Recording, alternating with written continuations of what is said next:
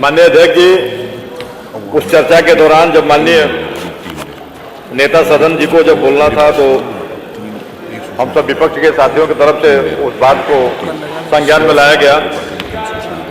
माननीय अध्यक्ष जी, मेरी पार्टी का जो मत है, क्योंकि हमारी पार्टी कभी भी, क्योंकि इधर से हमारे नेता प्रतिपक्ष आदरणीय श्री अखिलेश जी ने कहा कि बसपा का नाम नहीं लिया जा रहा है।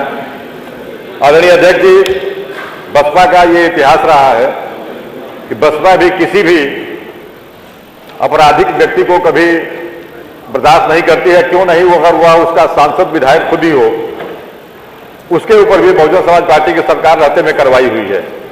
आदरणीय अध्यक्ष जी, जब बहन सुश्री मायावती जी मुख्यमंत्री थी और हमारी पार्टी के खुद वर्तमान सांसद के ऊपर एक आरोप लगा और उस आरोप के चलते, क्योंकि एक सांसद होने के नाते उनकी गिरफ्तारी पुलिस वाले नहीं कर पा रहे थे, बहन जी को यह महसूस हुआ, उन्होंने अपने मुख्यमंत्री आवास पे उस सांसद जी को बुला करके समाज पार्टी की उपलब्धियां बता रहे हैं कि विषय पर बताइए। जी, उसी पे आ रहा हूं। नहीं, वो बात परसों माननीय अध्यक्ष जी आ गई थी, इसलिए उस बात को लाना जरूरी था कि बसपा का क्या चरित्र है। हाँ, वो सब तो इसलिए वहां पे मुख्यमंत्री आवास से बुला करके उसको गिरफ्तार कराया गया। अध्यक्ष जी, क्योंकि इस महत्वपूर्ण विषय में, क्योंकि जिस समय हम सदन में बैठे हैं, इस तरह से माफियाओं ने इतना बड़ा कृत्य किया, मेरा केवल ये मानना है, मैं इसके लिए सरकार से, आपके माध्यम से हमारे संसदीय कार्य मंत्री जी से आग्रह करूंगा कि इसकी उच्च स्तरीय जांच कराएं और उच्च स्तरीय जांच करा करके जो दोषी हों उनके खिलाफ कार्रवाई के सख्त से सख्त कार्रवाई करें। इसमें किसी तरह का कोई भी मतलब मेरे तरफ से कोई ये नहीं है कि नहीं कौन किस पार्टी में है, कौन कहाँ रहा है, जो भी दोषी हो। और अध्यक्ष जी, आपके माध्यम से माननीय संसदीय कार्य मंत्री से आग्रह करूंगा कि उसमें जो मृतक जो मेन मुख्य गवाह थे उमेश पाल जी, उनकी पत्नी को कम से कम 5 करोड़ रुपया और एक सरकारी नौकरी, तथा जो मृतक हमारे जो एक कांस्टेबल हैं, उनकी भी परिवार को 5 करोड़ रुपया और सरकारी नौकरी दिया जाए। और मेरा यह आपके माध्यम से आग्रह है। और फिर मैं आपके माध्यम से माननीय संसदीय कार्य मंत्री से अपील करूंगा कि इसमें किसी तरह का मेरा कोई मतलब आप पे आरोप नहीं है, केवल मेरा आग्रह है कि इसकी उच्च स्तरीय जांच कराएं और जो भी दोषी हो उसको कठोर से कठोर सजा की जाए। माननीय मंत्री जी, नहीं, आपने कोई नोटिस नहीं दी? नहीं, कोई नोटिस नहीं दी। हमारे सदस्य नहीं, माननीय सदस्य हमारे संदीप सिंह जी, जो उनका भी इसमें इन्वॉल्वमेंट है क्या? जो व्यक्ति उसमें माननीय ये चिन्हित किया गया नियम 56 में न तो ये नियम है न ये परंपरा है वाले नहीं, मैं अलाउ नहीं कर रहा। मैं नहीं अलाउ करना, आपको भी नहीं अलाउ, किसी को भी नहीं अलाउ करूंगा। नो, नहीं, आपका नहीं स्वीकार हुआ, आपका स्वीकार नहीं हुआ। अब आज इसमें नहीं है, प्लीज बैठ जाइए। नहीं है इसमें, मेरे पास जो सूची है उसमें नहीं है। माननीय संसदीय कार्य मंत्री जी, माननीय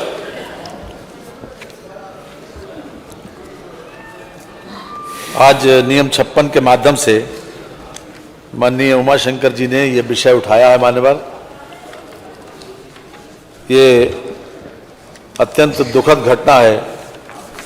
24/2/23 को शाम को 5 बजे चेंज हुई है, एक नाम चेंज हुआ है, ये कर दो किसी में क्योंकि इसका सामने ये मान्यवर प्रयागराज में थाना धूमनगंज क्षेत्र में ये घटना हुई।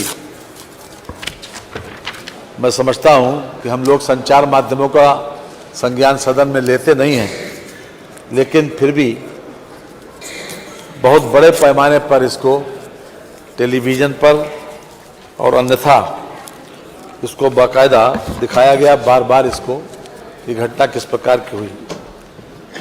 माननीय, ये तो बहुत ही अत्यंत दुखद है, अत्यंत दुर्भाग्यपूर्ण है। जितनी इसकी निंदा की जाए वो कम है। लेकिन घटना की जो पृष्ठभूमि है मान्यवर, वो जरूर मैं सदन के सामने रखना चाहता हूं।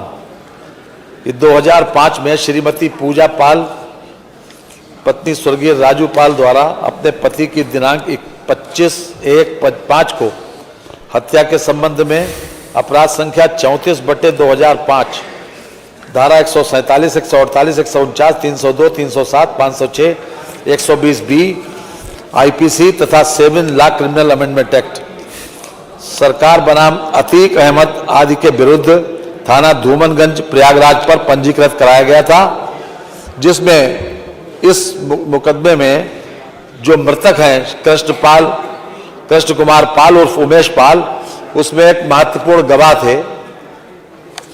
साथ ही इसी मुकदमे की गवाही की वजह से इस हत्या के तार जुड़े हैं।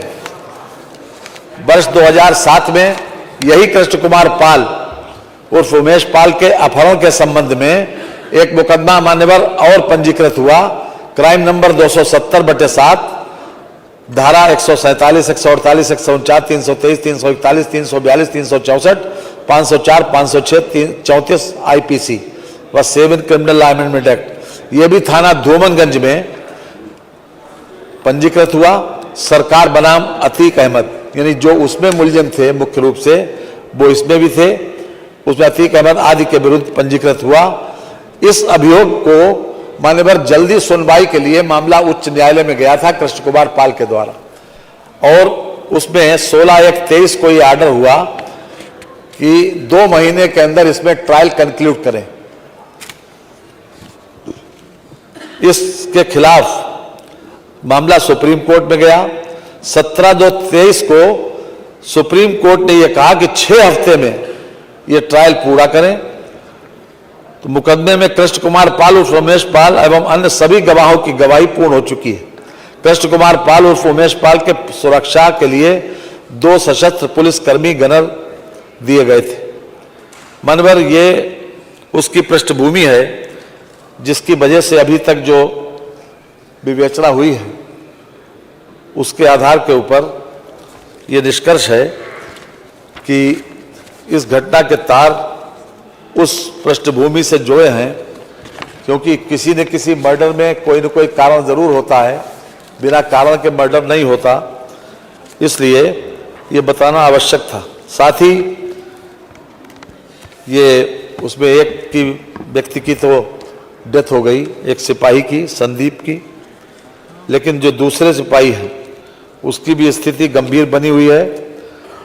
उनको जो राघवेंद्र सिंह हैं उनको 26/2/23 को प्रयागराज से लखनऊ तक ग्रीन कॉरिडोर बनाकर SGPGI में भर्ती कराया गया है, और पुलिस कमिश्नरेट प्रयागराज के द्वारा 10 टीमों का गठन किया गया है ताकि इसमें जल्दी से जल्दी अभियुक्तों की गिरफ्तारी हो सके।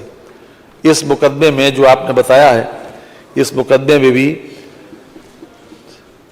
जो पंजीकृत हुआ, ये क्राइम नंबर थाना धूमनगंज में ही ये पंजीकृत हुआ है। शाम को 6 बज के इसमें भी अतीक अहमद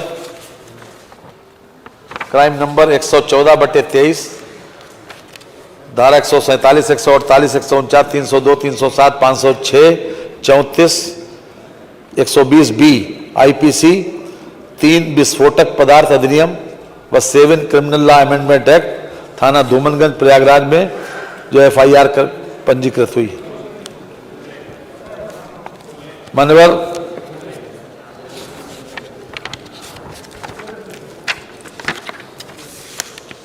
पुलिस कमिश्नर के द्वारा जो सूचना दी गई है उसमें 10 टीमें बनाई गई हैं अभियुक्तों की गिरफ्तारी के लिए। STF उत्तर प्रदेश की टीम को भी घटना के अभियुक्तों की गिरफ्तारी हेतु लगाया गया है। घटना में सम्मिलित अभियुक्तों को चिन्हित कर उनकी गिरफ्तारी हेतु एक पुरस्कार घोषित करने का भी योजना है, हो सकता हो भी गया हो, लेकिन मान्यवर सरकार ने इसको बहुत गंभीरता से लिया है।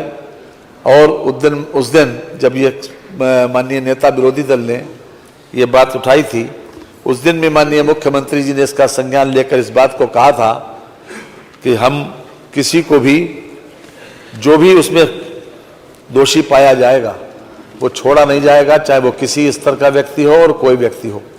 और हर तरह से मैं भी आपके माध्यम से पूरे सदन को आश्वस्त करना चाहता हूं, जैसा कि माननीय उमाशंकर जी ने कहा है कि कोई भी व्यक्ति चाहे वो किसी स्तर का हो, कहीं पर हो, जो भी इसमें दोषी पाया जाएगा उसको निश्चित रूप से सजा जरूर मिलेगी।